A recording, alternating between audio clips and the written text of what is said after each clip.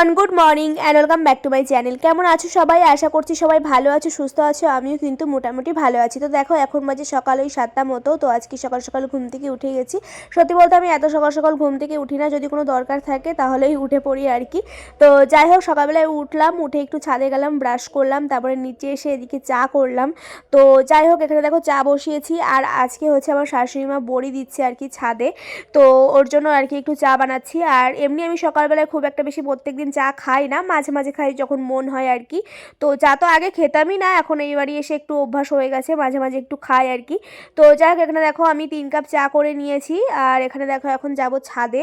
আর আজকে বড়ি দিচ্ছি। আর আজকে সকালবেলায় তো ভেবেছিলাম যে আজকে ওয়েদারটা ভীষণই খারাপ যাবে, কারণ একটু রোদ উঠেনি, চারিদিকে ভীষণ কুয়াশা ছিল। তারপরে দেখলাম যে না, আস্তে আস্তে রোদ উঠছে। যাই হোক, খুব ভালো হয়েছে, না হলে কি যে হতো কে জানে। তো এখানে আমার চা করা হয়ে গেছে। আর তার সাথে কালকের একটু রুটি ছিল। আর আমার শাশুড়ি মা রাত্রে, যেহেতু মানে আমার শ্বশুরবাড়িতে প্রত্যেকদিন রাতে রুটিই হয়, তো একটু বেশি করেই করে আর কি। মা সকালবেলায় যেহেতু চা দিয়ে খাওয়া হয় ওর জন্য, তো ওখানে কিছু রুটি ছিল, তো সেগুলো কিন্তু আমি একটু গ্যাসে আর কি ছেঁকে নিয়েছি আর কি, গরম করে নিয়েছি। তো এখন সকালবেলায় কিন্তু চা আর রুটি খাবো। আর এখানে দেখো মা আর একটা দিদি হয় সম্পর্কে, এখন হচ্ছে বড়ি দিচ্ছে। তো যাই হোক, ভীষণ রোদ বেরিয়েছিল, যে বেশ ভালোই লাগছিল। আর আমি কিছুই করতে পারিনি, সত্যি বলতে আমি বড়ি ঠড়ি কোনোদিন দিইনি আর দিতেও পারি না। তো ওর জন্য আমি আর কি কিছু করিনি, মা আর দিদিটাই করছিল। আর জানো তো, বিয়ের আগে যখন মানে আর কি ওই বাড়িতে আমার মা কাকিমা জেঠিরা ঠাকুমারা বড়ি দিত, ওরকম ছাদে গিয়ে সবাই একসাথে কত মিল ছিল না। এখন সেইটা কিন্তু খুব একটা বেশি দেখা যায় না, দেখা যায় খুব কম। কিন্তু যাই হোক, ওই জিনিসগুলো মানে ওই দিনগুলো ভীষণ মিস করি। স্কুলে যেতাম না সেই দিনটা, মানে ইচ্ছা করেই যেতাম না, যদিও কিছু করব না তবুও সবাই একসাথে যে কত গল্প করে বড়ি দিত, এইটা বেশ গল্প শুনবো দেখবো, এই জিনিসটা একটা আলাদাই আনন্দ ছিল। তো যাই হোক গে, সেসব কথা আর পুরনো কথা মনে করার কি হবে, কিছুই হবে না। তো এখানে দেখো এখন আমি রান্না করব, এখন ডিম রান্না করব। মা একবার সকালে রান্না করেছে শুধু ডাল। আর যাই হোক, এখানে দেখো আমি এখন ডিম রান্না করব, ভাতও বসিয়েছি। আর ওই দিদিটার জন্যও করব আর কি। আর জানো তো, আজকে ওই বাড়িতে যাব, মানে মানে হচ্ছে বনগাঁতে যাব। আমার জেঠুর বাড়িতে অনুষ্ঠান হচ্ছে আর কি, শুরু হয়ে গেছে 2-3 দিন আগে থেকেই। কিন্তু আমি 2-3 দিন আগে থেকে আর যাইনি, ওই একদিন আগেই যাব, অনুষ্ঠান থাকতে থাকতে একদিন আগেই যাব। তো যাই হোক, এখানে দেখো শুধু ডিমের তরকারি করব ভাবছিলাম, তারপরে ভাবলাম যে পেঁয়াজের কালিগুলো অনেক দিন ধরে ফ্রিজে আছে, যদি নষ্ট হয়ে যায় তো ভাবলাম কিছুটা পেঁয়াজের মানে কলি আর কি ভাজাও করি। তো যাই হোক, এখানে পেঁয়াজের কলি তো আমার হচ্ছে শ্বশুরমশাই আর আমি একটু খাই, তাছাড়া আর কেউ খায় না, মা খায় না। তো এখানে দেখো এখন ডিম আর আলুটা আমি সিদ্ধ বসিয়ে দেবো, একটু তাড়াতাড়ি করছিলাম যেহেতু একা হাতে করছিলাম, ওর জন্যই। তো সকালবেলায় কিন্তু আমার ঘর মোছাও হয়ে গেছে। আর এখন আমি রান্না বসিয়েছি, আর রান্নাটাও তাড়াতাড়ি করতে হবে, কারণ হচ্ছে ওই বাড়িতে যেহেতু যাব, আর আমার দিদিরও আসার কথা আছে, একসাথেই যাব। তো ও আর কি হাওড়া লোকালে আসবে, আমি স্টেশন থেকে ট্রেনে করে একসাথে যাব।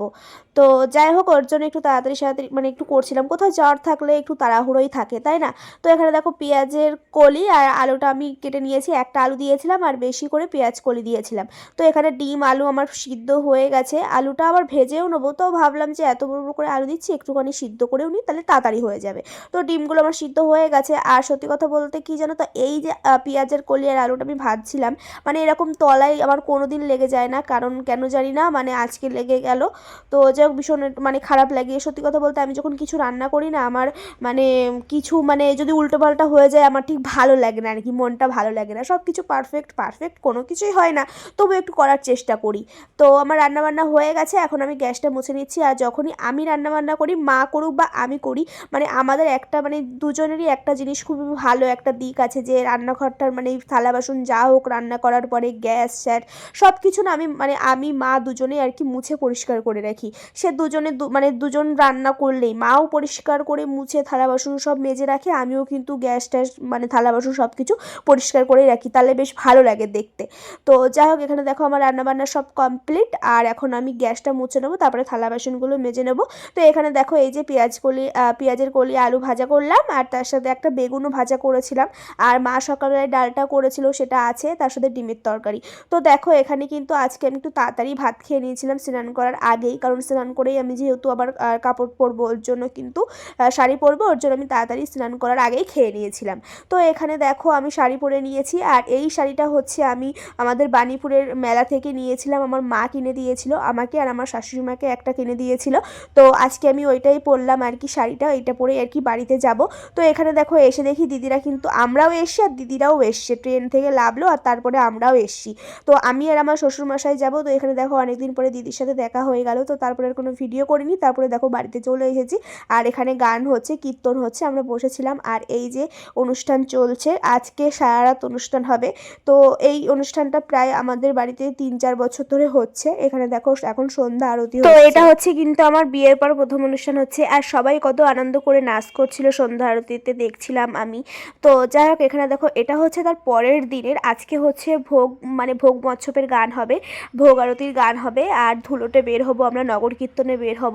তো এই যে হচ্ছে মন্দিরটা খুব সুন্দর করে সাজিয়েছিল, কেমন লাগছে অবশ্যই কিন্তু কমেন্ট করে জানিও। আমি একটা ফেসবুকে শর্টস আপলোড করেছি আর কি, রিলসে।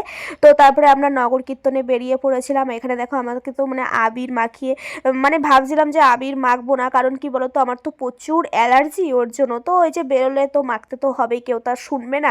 তো যাই হোক একটা দিনই, তারপরে মানে পরে আমারই একটু কষ্ট হয়, তো ঠিক আছে ওর জন্য কি করব বলো, আনন্দও করতে ইচ্ছা করছিল আর এদিকে মানে ভয়ও লাগছিল যে যদি একটু বেশি কিছু হয়ে যায়। তো যাই হোক কেউ আর শোনেনি, মানে শোনে আর এটাই তো স্বাভাবিক, তাই না? আজকে হচ্ছে এটাকে এটা কি বলে, ধুলট বলে তো। তো আমরা বাড়ি নতুন অনুষ্ঠানে কৃষ্ণ হরে কৃষ্ণ কৃষ্ণ তো তারপরে কিন্তু বাড়িতে চলে এসেছিলাম আর বাড়িতে এসে স্নান টান করে পরিষ্কার করে মাথায় শ্যাম্পু করে এই যে আমরা এখন আর কি মানে নগর কীর্তন থেকে এসে এই যে এখন আর কি ভোগের গান হচ্ছে আর ভীষণ আনন্দ করেছি সবাই মিলে। লাস্টে আমি তো নাচ করছিলাম না, সবাই নাচ করছিল। তারপরে ভাবলাম যে আর তো কিছুক্ষণের মানে আর তো কিছুক্ষণ, তারপরে তো আবার সবাই সব মানে কেউ থাকবে না, সবাই সবার বাড়ি চলে যাবে।